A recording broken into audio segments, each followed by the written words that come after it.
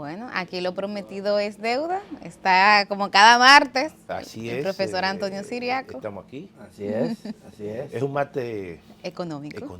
Económico, ¿verdad? porque el tema de la reforma ha venido copando. Sí. Y nosotros hemos incluso adelantado algunas cosas, Sí. pero prácticamente después de las elecciones y el presidente después de esa convocatoria y esas reuniones que ha tenido, La prioridad es... parece que la prioridad es Pero la los reforma. diarios están llenos de lleno de propuestas. Pero hay un Propuestas. tema que planteó, no lo debatimos, Barrancini. Maranzini ahora, es que no solamente estamos frente a un déficit fiscal, que la reforma se propone, Claro. y el déficit cuasi fiscal.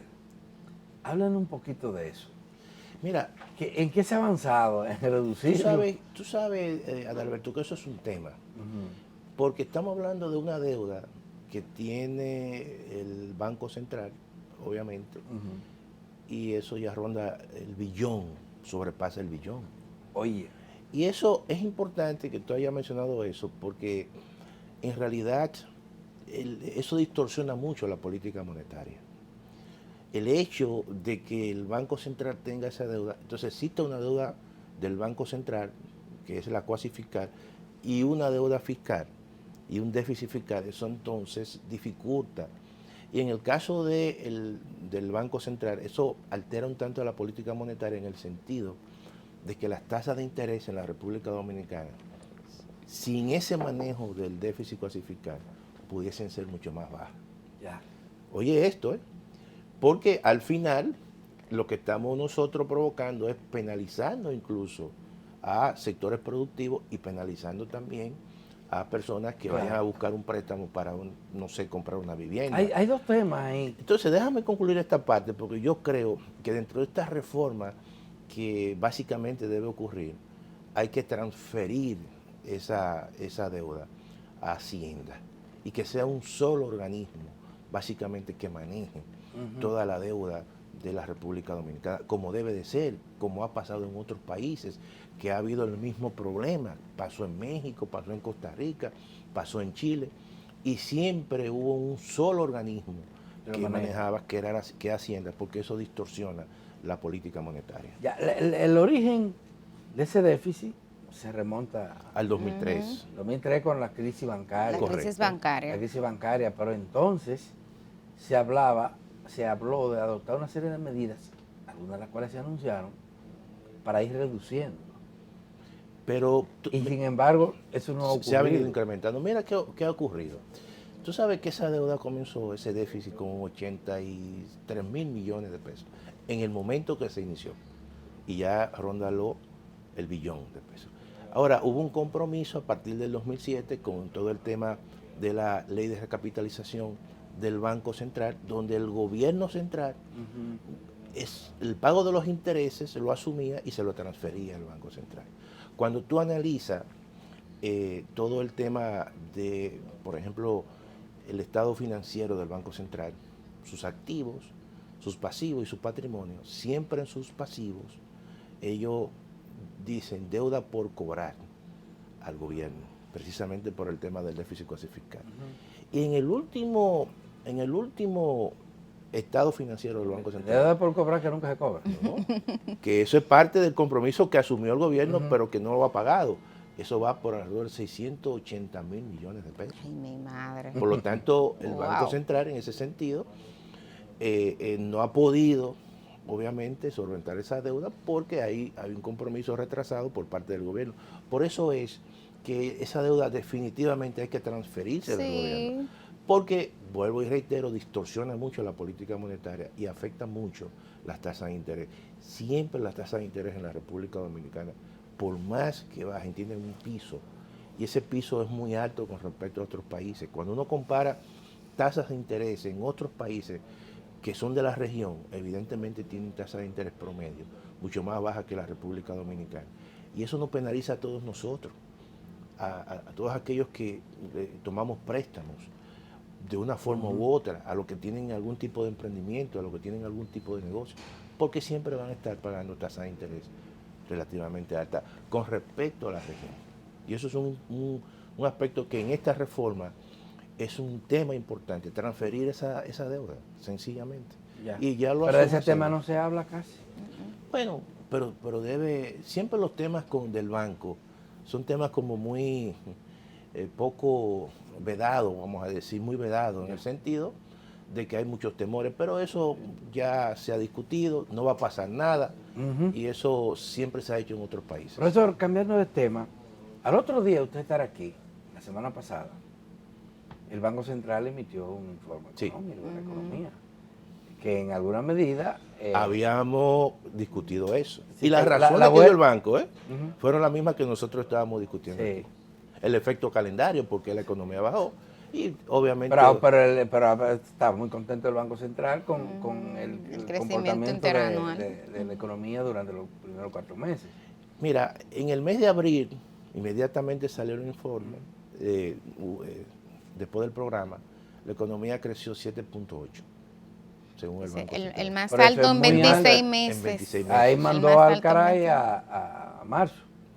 Bueno, porque déjame decirte que el efecto calendario es algo interesante, porque hay elementos que son de carácter muy metodológico, vamos a decir, y no son trucos, es forma en la cual tú puedes calcular las variaciones. Por ejemplo, si de repente, como pasó en marzo se comparó marzo de este año 2024 con marzo del 2023. Resulta que en marzo del 2023-24, Semana Santa hubo Semana Santa. Sí, sí, Sin sí. embargo, no la hubo en el año anterior, en el mismo mes. Por lo tanto, cuando tú comparas esa variación, en el mes de abril te va a dar como un efecto también rebote, vamos a decir. Y eso se reflejó básicamente en esas estadísticas del Banco Central en el mes de abril. Por lo tanto, se esperaba que la economía iba a tener un crecimiento muy alto porque ya todo el efecto calendario no se reflejaba allí. Supongamos lo siguiente, que el año anterior, en el 2023, Semana Santa hubiese sido en el mes de abril. ¿Qué hubiese ocurrido? Que los indicadores se iban a caer precisamente en este mes, en el mes que el Banco Central calculó. Pero si creció el la crecimiento. economía por encima del 7 En abril. en abril, ¿qué habría pasado, va a pasar en este mes de mayo? No, yo creo que la Y- economía dominicana tiene un comportamiento, vuelve otra vez Se y estabiliza. se estabiliza. La economía dominicana, si sigue ese ritmo, terminará entre el 5 y el 5.2. No obviamente con un crecimiento tan alto como el crecimiento del mes De abril. de abril. No, porque hay que Claro. sacar el promedio. Y entonces todo es un promedio, y además que, vuelvo y reitero, hubo ahí un efecto calendario, lo cual penalizó el mes de marzo, pero también Favoreció el de Favoreció el de abril. el de abril. El de abril. Por lo tanto, yo entiendo que la economía... Pero eso terminará este quiere año. decir, profesor, que vamos a duplicar, más que duplicar, el crecimiento económico de este año con relación al del año Bueno, anterior. lo que hay que resaltar que el año anterior la economía dominicana creció por debajo de su crecimiento Sí, potencial. pero claro. Y estamos hablando de un crecimiento de 2.4 que no había tenido durante los últimos... ¿Y en qué se 10 años. traduce eso para la población? Bueno, eso tiene que, si no hay una política salarial, si no hay una política que mejore los ingresos de la gente, evidentemente que eso es lo que hace que concentra el ingreso en pocas manos. Porque mira qué ocurre. Cuando la economía crece, eso beneficia, si tú la simplificas entre los dueños de empresa, o el capital, o el capitalista, como muchos le dicen, o el trabajador, eso beneficia a alguien, ese crecimiento. Claro. Entonces, si los salarios en la República Dominicana se mantienen relativamente, que no se alteran mucho, entonces ese crecimiento se está concentrando en pocas manos, que no son los trabajadores. Por lo tanto, la política que debe seguir a una política de crecimiento es una política de mejoramiento del salario. Tanto el gobierno como el empresariado, y ahora Sí, acabamos sí. de oírlo, Con más razón. han dicho que los últimos incrementos salariales, que inclusive se han producido Sí, sí. con un periodo más corto en comparación con la tradición, han sido superiores al comportamiento de la inflación. Bueno, Que por tanto mejoran la calidad. pero aún así hay rezagos. Rezago. Porque generalmente nunca el crecimiento de salarios evidentemente han estado a la par con el crecimiento de la inflación. Sencillamente siempre ha estado detrás. Ahora hay un tema también. Pero lo que dice que ahora va adelante. Bueno, pero esto no es así. Pero es que son situaciones que se han venido acumulando de años atrás. Sí, sí, Déjame decirte que hay un tema que es el tema de la productividad que nunca se toma en consideración. Supongamos lo siguiente: si la inflación fue un 5 en los 2 últimos años o un 10, se supone que el incremento salarial para borrar esos efectos debe ser un 10, pero nunca se incorpora el tema de la productividad. ¿Qué es la productividad? La productividad siempre ha crecido. La capacidad de generar. Pero si tienes el servicio, claro. Y eso es al empleado. ¿Y quién se queda? Entonces, esos son elementos que... Si se distribuye. Si se distribuye, pero claro. Oye, la productividad laboral en la República Dominicana ronda el 5%.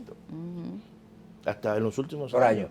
Entonces, claro, se supone que ese 5%... Entonces la brecha se va agrandando muchísimo. Y eso es el problema. Pero el movimiento sindical no pone esos temas. Está en otra cosa, Alberto. Hace tiempo que el sector sindical de la República Dominicana ha envejecido.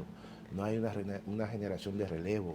Pero ha envejecido no solamente en edad, sino en pensamiento también. Bueno, pero también hay que tomar en consideración que ya cuando tú tienes no solamente la edad, sino achaques de salud, entonces ya eso te limita. Sí, pero hay posiciones que se pueden mantener con firmeza, las posiciones, compañero. eso es verdad. Ya eso es otra cosa, ¿verdad? Claro. Porque aquí ha habido también... Y pasadas las elecciones, ¿qué es lo que nos espera en la economía? No, yo creo que la reforma fiscal es importante. La reforma fiscal hay que ver cuál es la posición del mismo gobierno, ¿verdad? Hay que buscar los consensos. Hay que ser prudente, demasiado poder. Las academias, las organizaciones sociales, nosotros deberían también de participar en este proceso. Nosotros estamos y estaremos muy activos. Ya incluso... Nosotros en la Escuela de Economía, la Facultad de Ciencias Económicas y Sociales.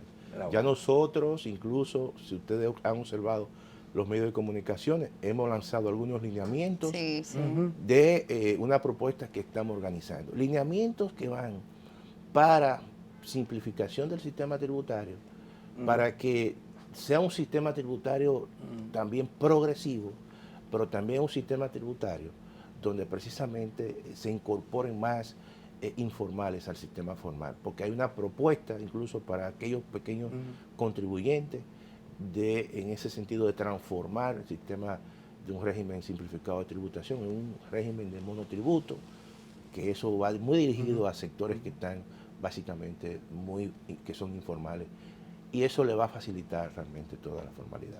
Profesor, se acabó el tiempo. Agradecer su firmeza cada martes aquí en 1+1. Agradecer también la sintonía de cada uno y cada una de ustedes. Y antes de irnos, Adalberto, hay que felicitar a nuestro compañero Abel Campos, que cumple hoy 30 añitos de edad.